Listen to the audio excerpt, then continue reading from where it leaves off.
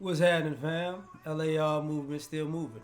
Book is entitled Lessons from a Non-Custodial Father at Amazon, Kindle. Link will be in the description box below as usual. Go get it. PayPal link there also. They asked me to put it up, so I'll put it up. Thanks everybody for supporting. This video is entitled The Banker Movie Review. Last night I went to see The Banker. Anthony Mackie, Samuel L. Jackson. Bernard Mackie was Bernard Garrett. Mackie was Bernard Garrett, and Samuel Jackson was Joe Morris, based on a true story.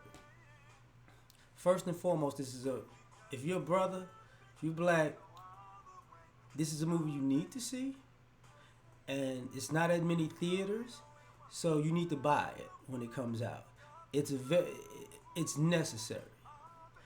First and foremost, this is the first thing I'm gonna talk about. I live in Houston. The movie's at the iPic. It's the only movie theater in Houston that it's at. So, as many black people are in Houston, it's only one movie theater that it's at. And for the most part, it was sold out. Like I bought tickets on the iPic after I got off of work for the 9 o'clock show last night. Sold out.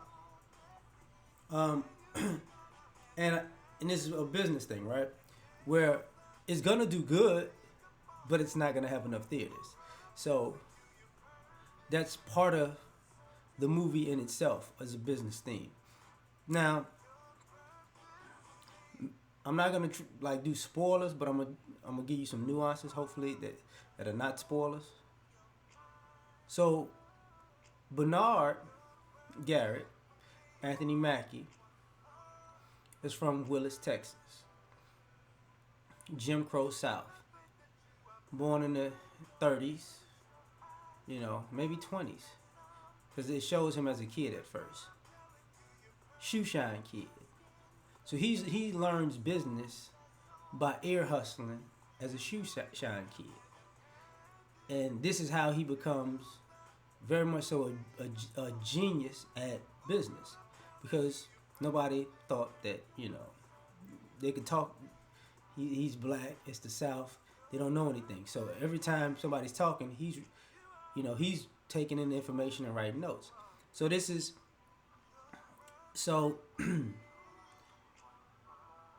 he feel like he can't get a fair shake in Texas. So his father says, if you don't think you're not gonna get what you're looking for here, you might have to go somewhere else. So eventually, in '54, he moves to L.A., Los Angeles. Now he moves into Los Angeles, and he runs into Joe Morris. His wife knows Joe Morris. So this is one of the dope things about the movie is everybody isn't who you think they are. They're who you who they're cased as, who you see them as. There's something underneath that. They're very layered people. So Garrett, business person. Morris, actual business person also. Uh, Bernard Garrett doesn't have capital. But Joe Morris likes investing in black businessmen. But he thinks Joe Morris, Samuel L. Jackson, is, cocky dude, silver spoon dude, who just, he can't really take serious. Unbeknownst to him, so Garrett wants to get into real estate. Morris never said a word. He just and then Garrett starts to find out that Morris is really into real estate. He thought he was just a businessman in a different way, in the entertainment sense. But that's just that's his fun thing, right? So he's in real estate, and then it's like, wait, what? Because once again, the nuances. Uh,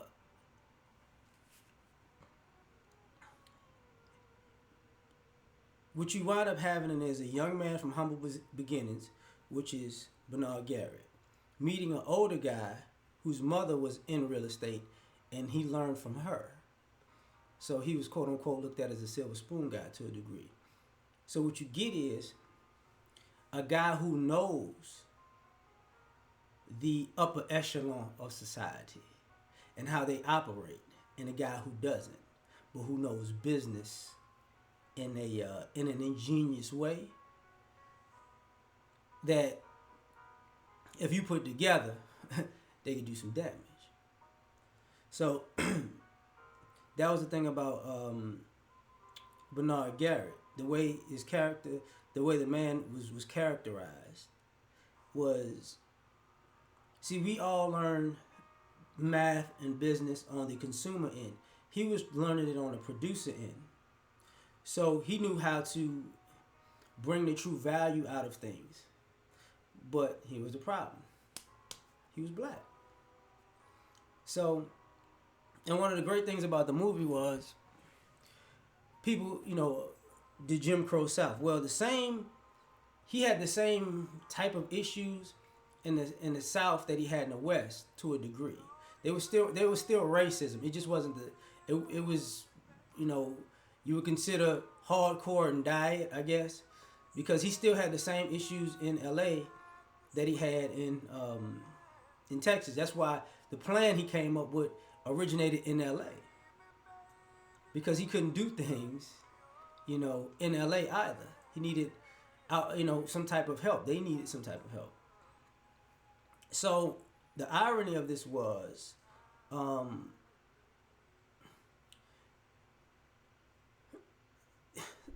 they get a guy to be their face. And he was actually a businessman who failed at business. But he didn't know the upper echelon. So that's why I said Joe Morris, Samuel L. Jackson's character was very pivotal because he was the brains behind the rich lifestyle, because to be with the big wigs, you gotta be a big wig. You gotta operate like one. And he was the one that knew that world better than anybody else. And he knew the connections, but he had the connections better than anybody else. He understood everything. Garrett, what was funny about him was he seemed very stiff. But his nuance was even bigger because he was at war with society, but he had to play a role. Like he didn't want to be like, if you see the preview about Samuel L. Jackson, like, you should have chose limo driver. Bernard Garrett, he was characterized as a guy who didn't want to play a role. He didn't want to be your shoe shine boy. He didn't want to be your janitor. He didn't want to be your limo driver. He didn't want to be none of that. He grew up in Jim Crow. He's like, I'm not feeling none of that. But his great nuance was what? He had been playing a role his whole life outside of that role. So he was already in character. He just got tired of, he never took it off. So, and the reason why I say this is a great movie, because the things that they had to go through,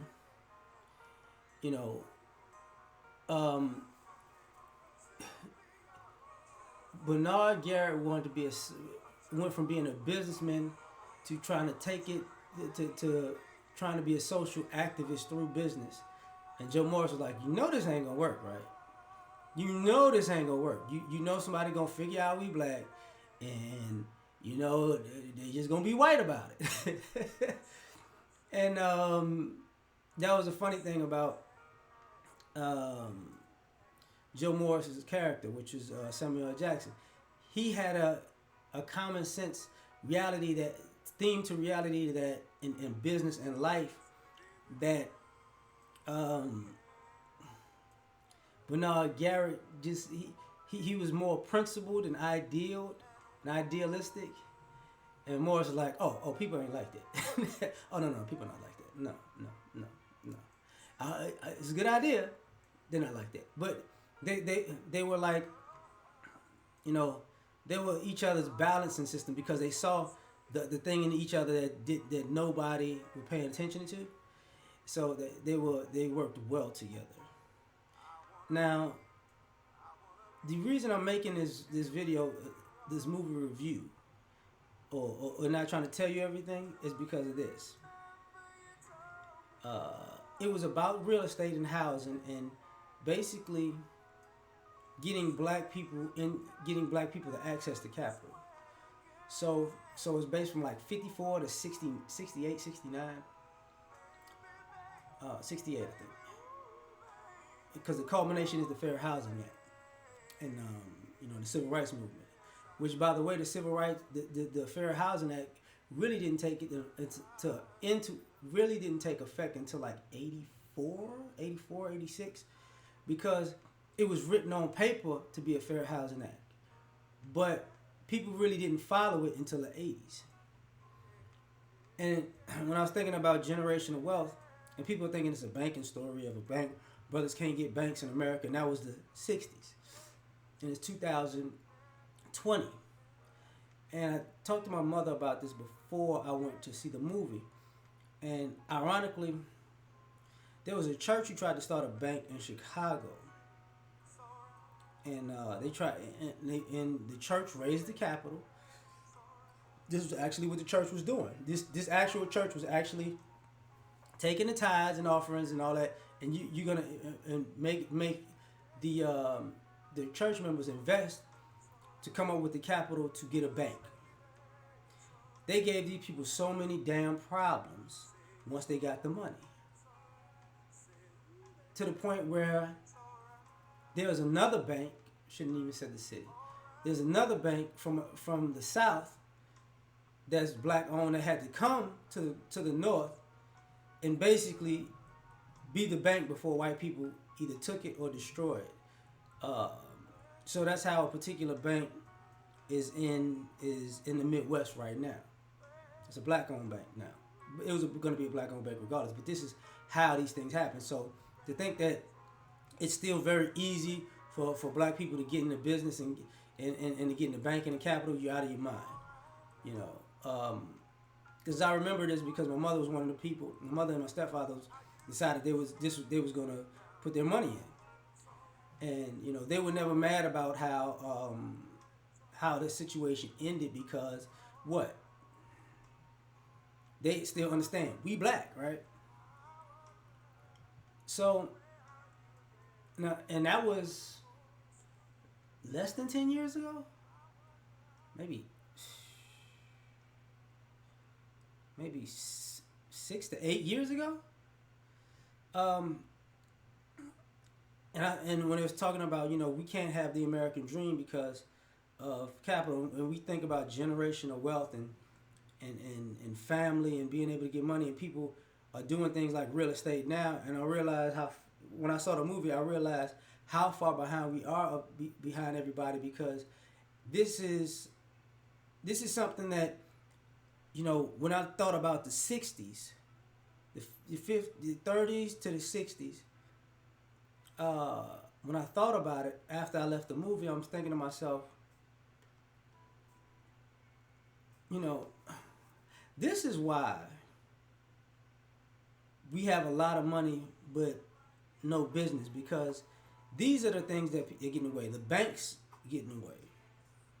And now it's 2020. You could do this. Yeah, you could do it, but there's a lot of leverage that you don't have. Why all these black billionaires can't get this and get that?